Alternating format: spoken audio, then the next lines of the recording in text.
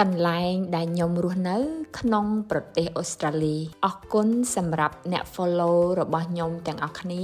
ថ្ងៃនេះខ្ញុំចង់ណែនាំអ្នកទាំងអស់គ្នាកន្លែងដែលខ្ញុំរស់នៅសង្ឃឹមថាអ្នកទាំងអស់គ្នានឹងចាប់ផ្ដើមស្គាល់ខ្ញុំបន្តិចបន្តួចគ្រួសាររបស់ខ្ញុំគឺគាត់កើតនៅទីកន្លែងនេះតែម្ដងដូច្នេះគាត់រស់នៅក្នុងភូមិមួយនេះ43ឆ្នាំហើយឪពុកម្ដាយរបស់គាត់ចាក់ចេញពីទីក្រុងស៊ីដនីមករស់នៅក្នុងភូមិនេះពេលដែលពួកគាត់ចាប់កំណើតគ្រួសាររបស់ខ្ញុំនៅក្នុងផ្ទៃរបស់គាត់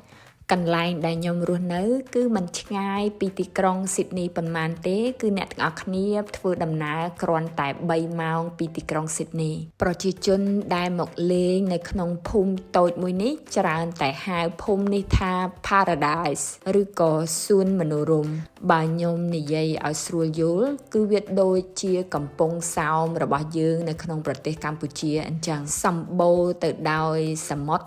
ពេលខ្ញុំនិយាយពាក្យសម្បូរគឺមានន័យថា5នាទីសមុទ្រមួយ5នាទីសមុទ្រមួយគឺសមុទ្រគ្រប់កន្លែងតែម្ដងដូច្នេះការរស់នៅទីនេះគឺមានភាពស្ងប់ស្ងាត់មានភាពរ៉ូមែនទិក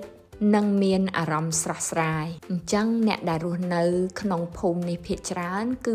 ពួកគាត់ជាអ្នកចូលនិវត្តន៍ជនជាតិអូស្ត្រាលីដែលចូលនិវត្តន៍គឺគាត់ចង់រកកន្លែងដែលស្ងប់ស្ងាត់ដែលគាត់អាចដើរមើលទេសភាពហាត់ប្រាណនិងខ្យល់អាកាសបរិសុទ្ធល្អ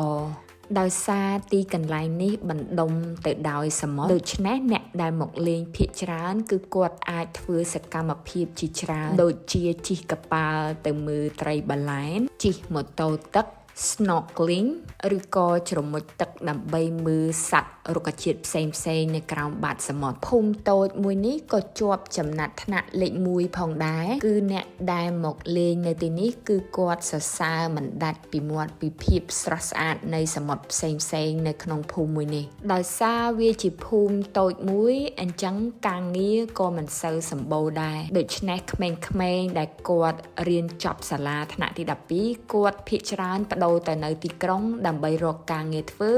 និងទៅរៀននៅសាលាមហាវិទ្យាល័យផ្សេងៗ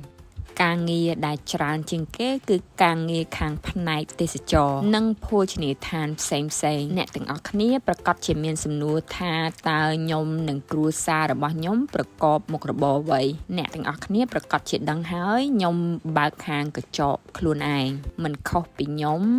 គ្រួសាររបស់ខ្ញុំក៏គាត់បើកមុខចំនួនខ្លួនឯងដែរអ្នកដែលនៅទីក្រុងស៊ីដនីគាត់ចូលចិត្តភូមិមួយនេះមែនតើឲ្យតែមានបុណ្យឬក៏កម្មវិធីផ្សេងគឺគាត់មកស្នាក់នៅទីនេះដើម្បីធ្វើការកម្សាន្តរយៈពេលខ្លីទី1វាមិនសូវឆ្ងាយពីទីក្រុងស៊ីដនីទី2គាត់អាចមកសម្រាកដើម្បីទទួលបាននៅភាពស្ងប់ស្ងាត់ដែលភូមិតូចមួយនេះផ្ដល់ឲ្យគាត់